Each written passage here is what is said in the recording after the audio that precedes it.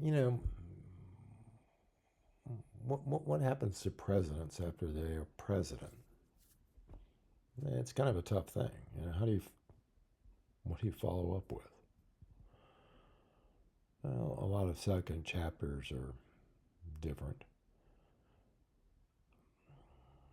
One in particular, uh, Theodore Roosevelt, the 26th president of the United States, by far a Renaissance man, a polymath. He had many talents.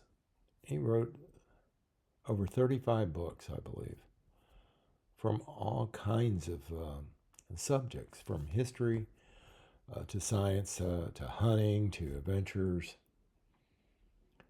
He was something else. He also wrote about 150,000 letters. I don't even know 150 people. But anyway, so what do? You picked your successor, William Taft, who really didn't want to be president anyway. All he wanted to do was be the Chief Justice of the Supreme Court, which he was later on. The only president who ever became a member of the Supreme Court after his term. But that's a different story. So TR, Teddy Roosevelt, the 26th president, attempted to run again in 1912. He successfully split the Republican ticket because it didn't nominated. The current president, William Howard Taft, did. And he split the party. And the results was Woody Wilson from Princeton, probably the most educated president we ever had, got elected. So what do? It's you could go to one of your national parks you created, because, by the way, Teddy Roosevelt was real big into that. He created the national park system, or started it. So you got this invite from Argentina to go on a lecture tour down there, and he thought about it, that he would do that. Well, then later on, he was approached by a Colonel Rondon, a Brazilian explorer, about proceeding and moving on and exploring, having a good time, a strenuous life event, which was something he was really big on.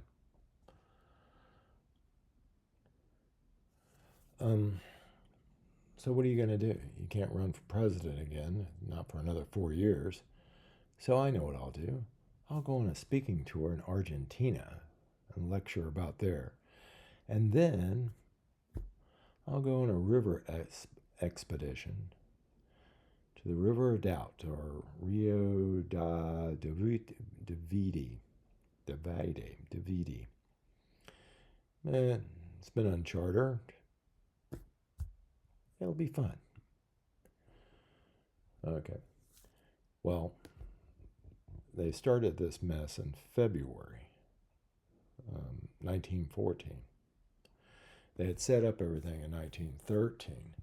Got some naturalists from Smithsonian, the American Museum of History, and they were going to go ahead and, I don't know if they were going to sponsor him or not, but they were certainly going to take any part of the collection that he brought back, which ended up being about 11,400 specimens of animals and plant.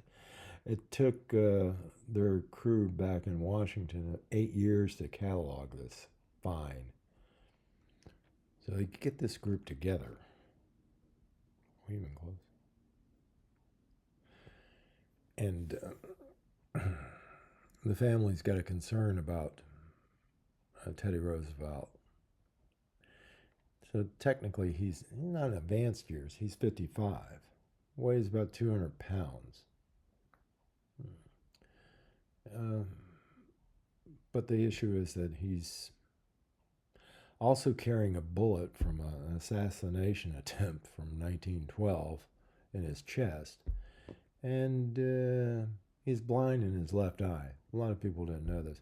He liked to spar a lot as a boxing, for exercise.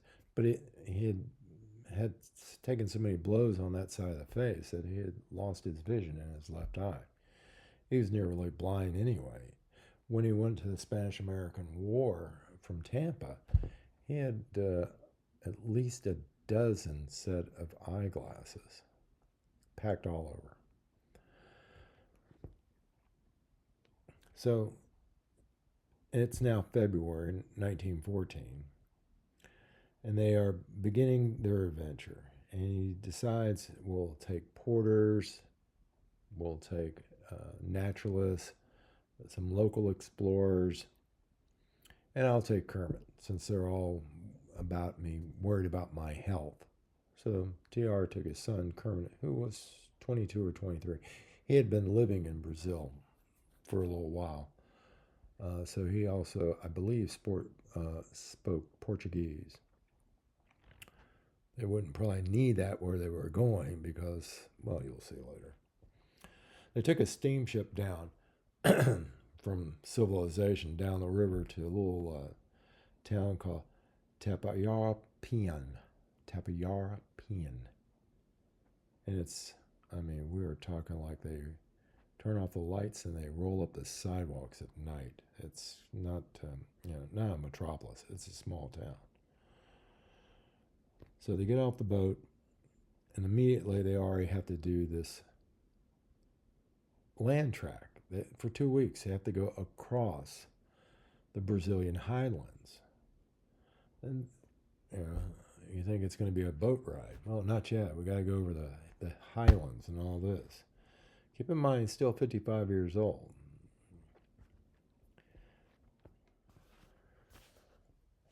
So upon reaching the River of Doubt, the scaled down version, we lost half our animals. We're down to 3 Americans, and a number of natives have turned back as well. So due to a lack of food, they cut down the traveling party. And they started going down the river, which, should have been easier. Not really, but it wasn't. They started encountering, in their canoes, alligators, those pesky little bitty fish with razor teeth, piranhas. And did I mention the welcoming party of the natives? Now you see why not too many white men came back from this area. Yeah. So they moved on. And things didn't get better when they stopped to camp at night. Biting flies, mosquitoes, land animals, whatever, because alligators, as you know, will be on land as well, can run as fast as a quarter horse sometimes. Even TR was attacked by a brightly colored coral snake. It bit his foot, but did not penetrate the leather of his boots, so he lucked out there. Each day was just different. And he said, as you floated down the river, it's like the walls of the forest rose on both sides. And sometimes it was dark, just because of that. When they started on the river, it was nice and smooth. It was past that time. Now they encountered rapids that would go on for miles sometimes. If they couldn't pass them, they had to end up taking their dugout canoe and walking them on the shore. And they moved on and barely made 7 miles a day. They kept having to replace their canoes, so they have to go and cut down a log and hammer it out or axe it out or cut it out so they could float down the river in that. Kermit's canoe once went over a waterfall. They lost a Brazilian porter. He drowned. And they continued on. As the weeks passed, they were running lower on supplies. which doesn't help matters much. The health of the rest of the group was coming down with tropical diseases, diarrhea, dysentery, not holding water very well, becoming dehydrated, malaria. Uh, TR had a fever as well, slipped on a rock and had such a gash on his leg, it had become infected. There was a theft of food. Brazilian named Julio was caught stealing food, and they're, you know, since that's one of their issues, they were very strict about it. He was afraid of being killed, so in turn he shot and killed the person who saw him, and they attempted to put hands on him, but he fled into the jungle, and they never located him. And at this point, everybody's kind of tired, kind of hungry, and they just let the jungle take him. I don't think there was ever a report of Julio again.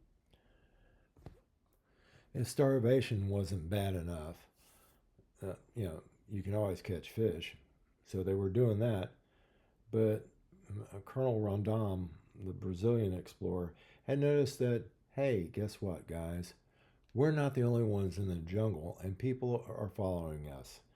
And to compound things worse, he confirmed it when he found his dog had been shot with several arrows and was dead. He decided to split the party and attempt to make a rescue and go find some Brazilian pioneers who were further in the jungle somewhere harvesting rubber. He knew that the contact area for the meeting or the relief party was at the junction in the river that was just a little bit of ways. So he took off. The remaining parts of the party, Roosevelt, who was delirious, kept asking his son Kermit just to leave me here to die. I don't want to be a burden on anybody. And Kermit naturally would not allow that. That's pretty much why he came around for the ride. The naturalist George Chary kept noticing TR's conditioning getting worse, becoming more delirious, probably more dehydrated. They had to do emergency surgery on his leg on the shore while Rondon was off trying to make a rendezvous with a rescue party.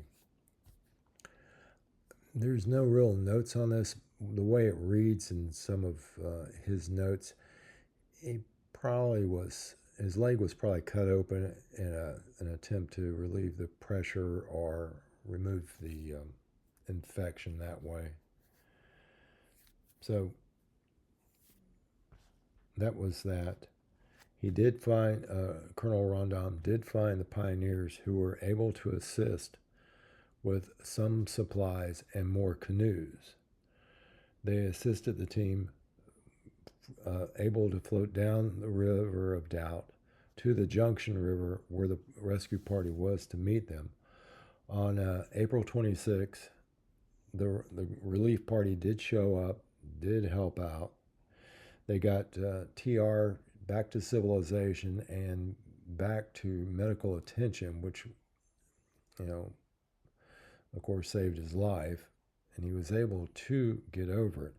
But it was quite obvious that there was an issue because he'd already lost 50 pounds. A quarter of his weight was down.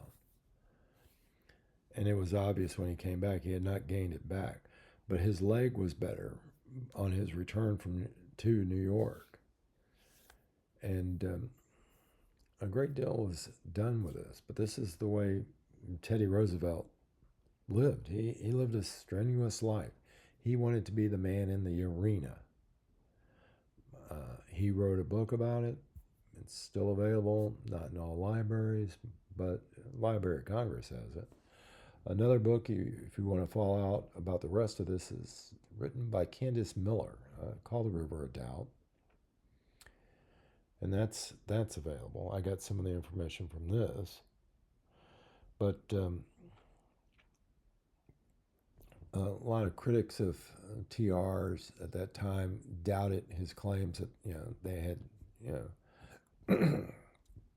documented the river for 1,500 miles when no one else did, and they just thought he was kidding. It wouldn't be until 1926 that another group of explorers would do that and would confirm what Theodore Roosevelt had contested to, that we did do this. I just can't say a lot. He would after this he wanted to enlist in the Great War in 1918. He tried to volunteer. They refused him, of course. They said it's only because of my old Brazilian troubles. But the Brazilians went ahead and renamed the river Adalt Rio Roosevelt. So there's one other story that's always cute about this. It's not cute, but it's something. When he died in 1919, the vice president at the time said, of course, death came to him while he was asleep. If he was awake, there would have been a fight. That's it. Hope you enjoyed that. Took a little research. Not too bad. But that's just the way Teddy Roosevelt was. See ya. And as usual, I've always forgot my sign off. History. That's all in the past. See you tomorrow when we talk about today. Don't forget to subscribe, like, comment, tell your friends. Our business cards are a long way off. Thanks for watching. Bye.